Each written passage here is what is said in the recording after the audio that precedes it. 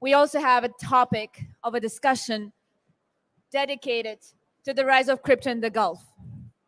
So I'm very happy to invite Zhanna, who will be moderating the panel. Zhanna, please come and introduce us your wonderful speakers.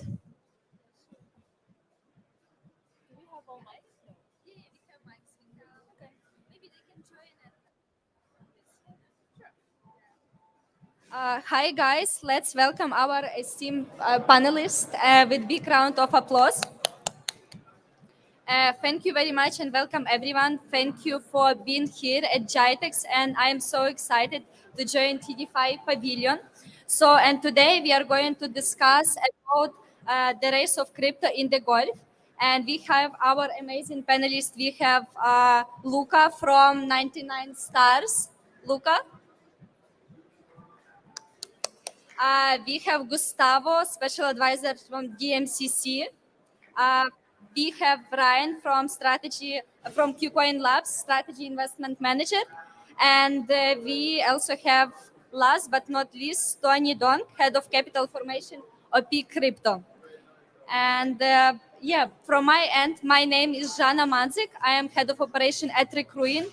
And in Recruin, we are helping blockchain companies to find right talents from Web3 and tech space. So let's give them a chance to introduce themselves very quickly. And Gustavo, would you like to start to introduce yourself? Thank you. Yes, we see it's not the full time. How's it going, man? Yeah, yes. Yeah.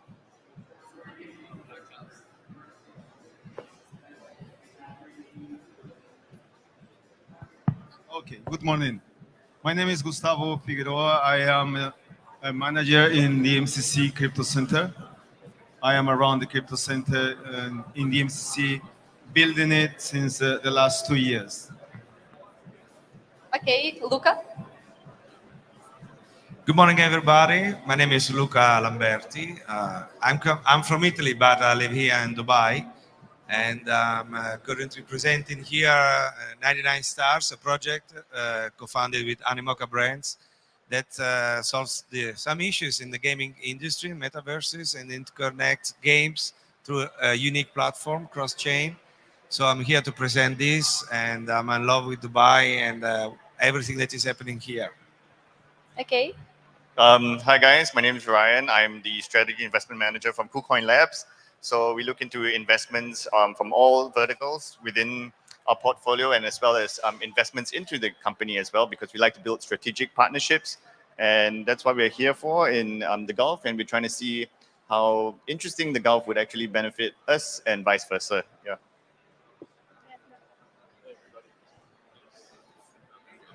Hello. All right. Hey, everybody. My name's Tony. I lead capital formation at OP Crypto. We're an early stage crypto venture fund that invests in pre-seed and seed with an emphasis on infrastructure and gaming. Currently raising a fund-to-fund vehicle to back emerging managers. You can think, Fund 1, 20 to 50 million in size across the world. So yeah, nice to meet you guys. Awesome.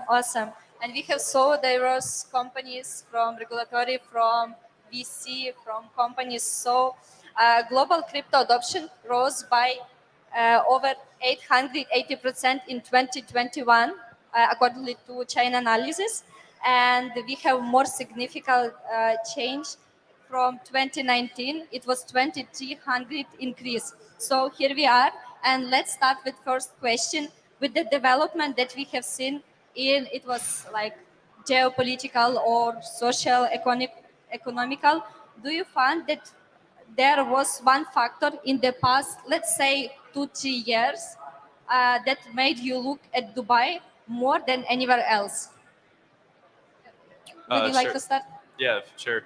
I think like during COVID, a lot of people had renewed interest for cryptos, and being locked up at home, had a lot of time to research all these topics. But like someone said earlier, it really put all countries on the same level when there was a lockdown. But I think Dubai and the Gulf in general was very, at the forefront of innovation. They opened up earlier, and really with kind of the regulations put in place with Vera, et cetera, really created a thriving ecosystem for crypto and Web3 companies, founders, VCs to all come in. And I think that really, helped out in terms of bringing adoption to the space. Wonderful, wonderful. Luca, what about you? I believe that lots of businesses in crypto are gravitating to Dubai because of the growing ecosystem of the vision, and on actually even you can see here how many celebrities of crypto are coming here more and more, and companies are setting up because it's easy to connect, it's easy to start business, and the network is growing. So it's a very pleasant to see such evolution in the crypto world from this important area of the world, while maybe in other places in the world, they are still thinking on how to overregulate, ban, unban, they may be wasting time. The technology is not going to leave anytime soon. It's here to stay. So it's very smart on the Emirates to see how they are managing this. Awesome. And you, Gustavo, as a part of regulatory, I think you have a lot of what to say. Yes, well, we started designing the crypto center in 2020, and I remember we had 20 leads, 20 founders interested to come to Dubai. Today we have 462 companies Wow. registered, and we officially opened in May last year only. So I can talk from what they say, from out of these 460 plus founders. Actually, Luca is one of them. Mostly what we hear from them is that Dubai is safe, Dubai is friendly, although the regulation is not 100% in place, but they can just come and easily open the company, settle over here, and especially have access to a very huge community. Only the MCC having 460 companies that represents a couple of thousand of people around working in the same industry. So basically, we believe this is just growing. We are registering today out of 1 or 2 companies per day in the crypto center. Awesome. And I think in the next 5 years, we will have a lot of companies. If you talk about Dubai Metaverse strategy, that we will create more virtual jobs, more startups. Yes, well, we just launched yesterday an acceleration program in partnership with a company from Hong Kong called Brink. Brink is owned by Animoca brand. We are bringing a fund from Animoca brand and Sandbox, total $150 million, to look at global startups, but based in the crypto center in the MCC. We believe with this, we're going to have another couple of thousand companies coming for sure. Wow, awesome, awesome. And what about you? So I would say that the dynamics have changed in terms of asset class, because right now we are all moving towards a new industry, crypto, and being the bridge of asset transfers and financial transfers has actually allowed you could say the people or the community to actually utilize these kind of networks so that they can transfer money, try to invest their own personal wealth, and of course trying to grow their, you could say, net worth. And of course, the COVID situation actually helped increase the visibility of crypto. And coming to the Gulf area, you would say that the Gulf region is always evolving. So you could see it in Dubai, it's grown from an oil industry to real estate, to innovation, to IoT, smart cities, and now it's moving as a blockchain hub.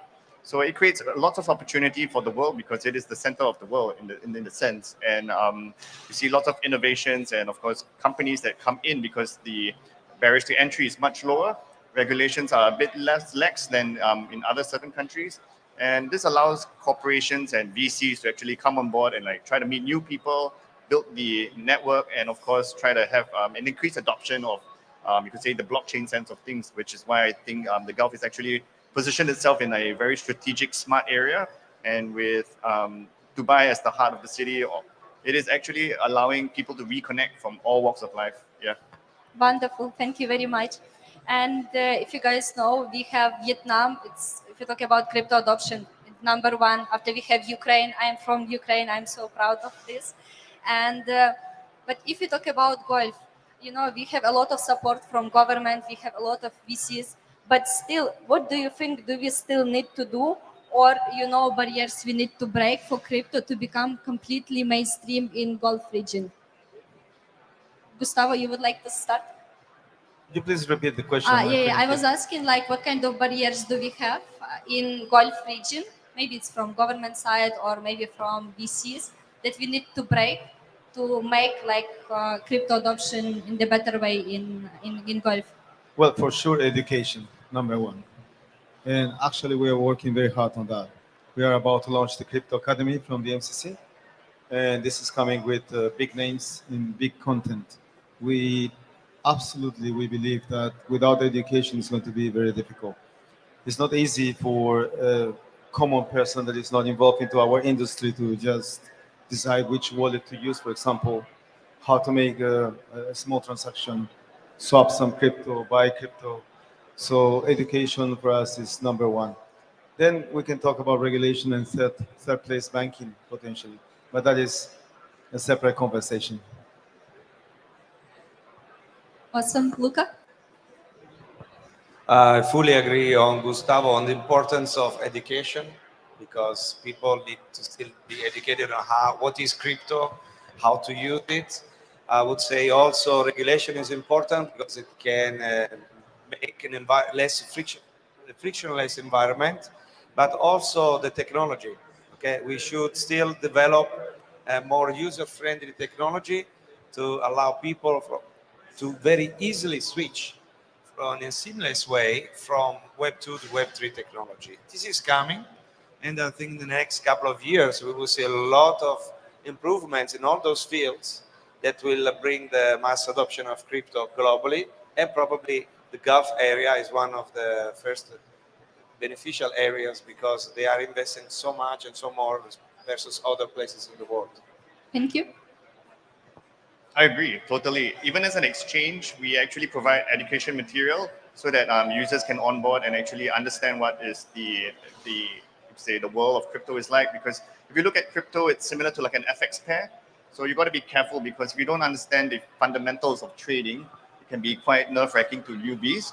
And if you don't educate yourself, basically you're speculating in the market. And as an exchange, we try not to allow speculation to happen because it's pump and dump. So we want to make sure that even onboarding projects into the ecosystem and of course listing them, we ensure that there's lots of due diligence in place in that kind of structure to make sure that we don't affect the user's wealth as well, because ultimately we want to retain the user, retain the confidence, and ensure that when users come in, they don't make indecisive actions because that is not the way that we try to operate. And as we come into the Gulf or try to meet people within certain regions, we want to make sure that they do understand the basic fundamentals because that's what we want. We don't want anyone to just single invest. We want people to diversify. We want to make sure that they know what they're getting their hands into.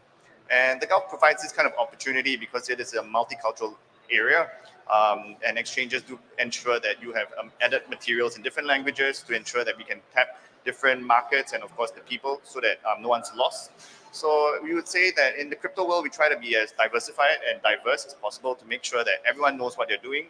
And of course, to bring everyone on board into the ecosystem, because once we start evolving from just trading on crypto markets, on metaverses, what is a metaverse? Everyone wants to know what's a new project because we see so many projects coming on board and everyone is happy that there's new projects, but the differentiating factor and it creates a lot more, you could say, questions. And of course, when you move into like DeFi, CeFi, it comes on board into a new form of regulations that, of course, based on the country that's coming on board, you need to understand that that's a different topic, like how Lucas has mentioned. And we try to make sure that when we get on into a zone or a location, that we try to do the baseline of understanding to make sure that any general person who wants to get on board the crypto world knows a bit for them to kickstart rather than not knowing at all. Yeah. Thank you very much. And what about you, Tony? Yeah, I think the education piece is very, very important. But one thing that we haven't touched on yet is the concept of trust. And I think we're still in the very, very early innings of, figuring out all this works with, the Binance hack last week, with Wormhole, with, Wintermute. I mean, the list goes on and on. We feel like every, couple of weeks or so, some protocol or project gets hacked for over 100 million. So, as we work through all the kinks and through, this developmental process, I think, once we iron out those details, we can push towards mass adoption once the risk is a little bit less and more trust is built between consumers and retail.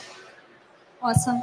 Awesome. And I would like to tell that in Recruin, we are providing education for blockchain recruiters. For example, last month we trained more than 45 people from Ukraine about blockchain recruitment. And also I trained how to create, wallet in Binance, how to do trading so that they can understand where to find white paper, etc. So, and I'm actually of the point of view that regulatory framework, it's very important if you talk about like global crypto adoption. And like from your experience, what changes do we need in regulatory of crypto to make that maybe in the next 2-3 years we will have global crypto adoption in Gulf region? What do we need to change from regulatory side? Gustavo? Well, I could say first we need to have the regulation in place. There's no way right now to understand what could be changed, especially for the UAE.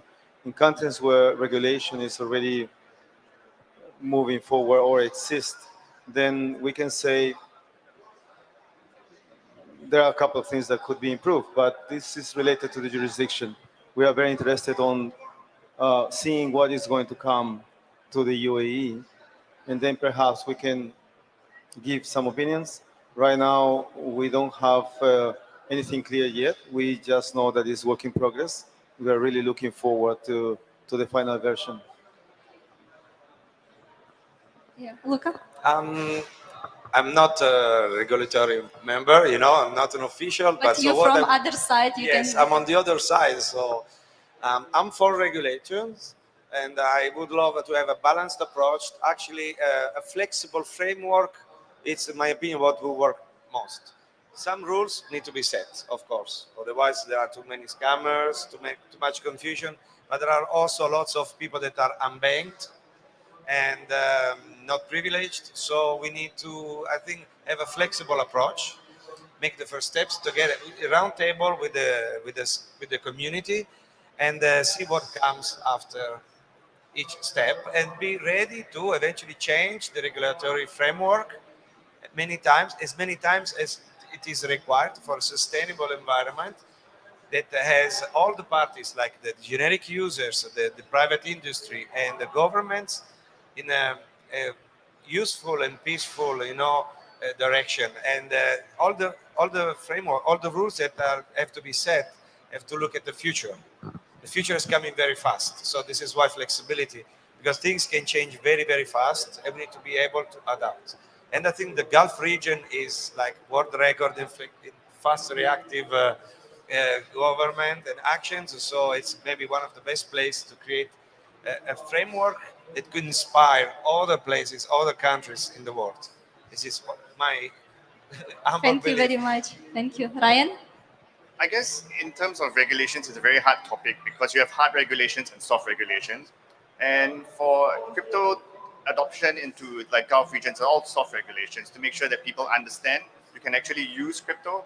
And then it moves in terms of the utility and the point of sale, because ultimately you want to use your product, whatever crypto you want. So with the evolution of soft regulations, you try to inbuild, you could say, the payment systems first, and then you try to form like a set of rules to make sure that you're kind of like the users are kind of secured and self-protected rather than have no rules at all. Because let's say, for example, just basic KYC is a form of a regulation point of view to make sure that funds are transferred properly. There's no malicious activities happening. Yeah, so even though crypto is supposed to be decentralized, unregulated, you have to have some form of, you could say, safety net. Because if not, you won't trust the system. And why would you trust the system if you don't feel safe?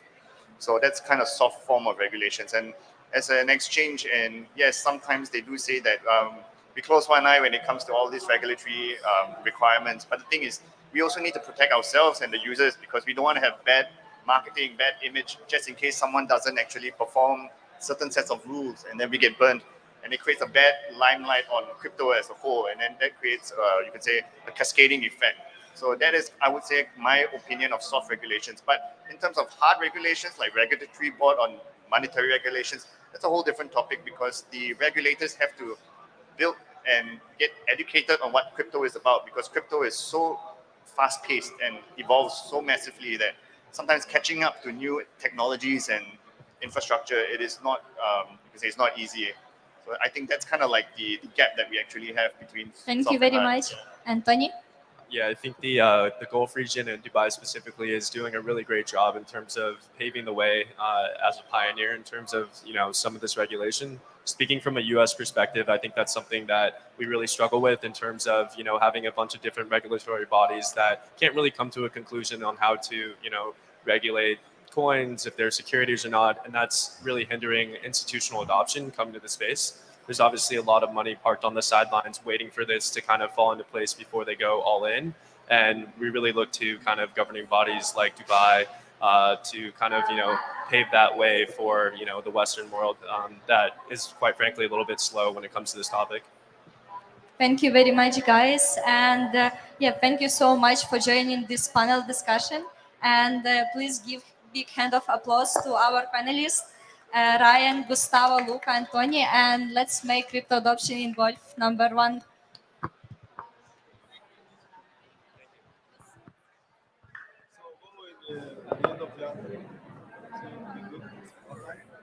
I will be there after. And please stay on the stage for the appreciation token from the TDeFi.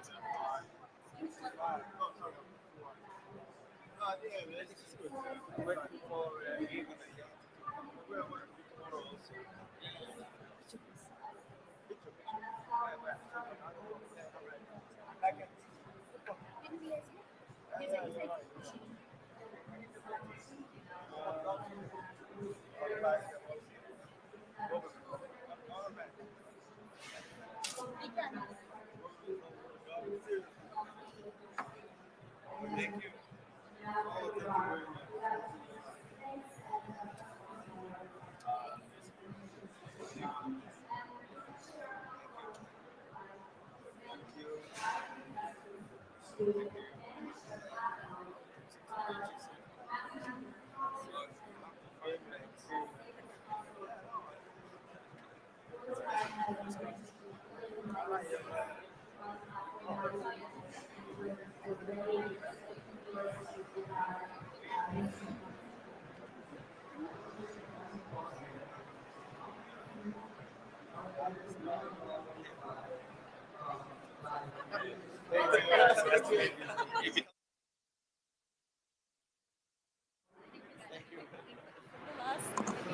We're moving to some serious stuff.